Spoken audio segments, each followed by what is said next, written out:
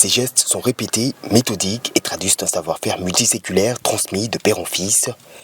À l'aide de fils de soie et de coton entremêlés, Abdelwahid Goumar est occupé ce matin à la confection d'un pagne traditionnel Kunta propre à l'ethnie Hausa. Une texture, des couleurs et même des motifs qui, à chaque fois, diffèrent selon la culture et l'utilisation du tissu. Il ne s'agit pas simplement de tisser des fils pour faire un pagne.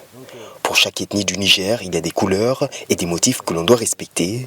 Cela peut prendre entre une semaine et un mois entier selon la complexité du travail.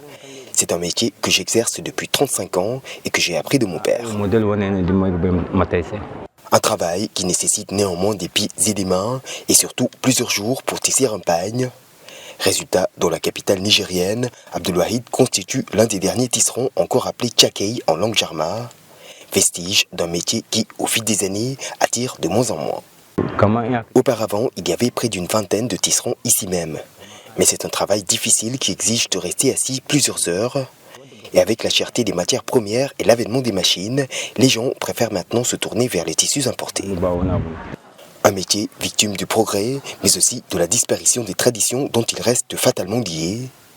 Au musée Boubou Hama de Niamey, les clients, autrefois nombreux, se sont raréfiés au fil des années. À l'époque, les pagnes traditionnelles appelées souban par exemple étaient incontournables pour couvrir la nouvelle mariée qui regagnait son foyer. Cette tradition a aujourd'hui quasiment disparu et les gens préfèrent utiliser à la place un simple drap acheté à 1500 francs ou moins de 3 € sous prétexte de la chaleur ou de la cherté du tissu.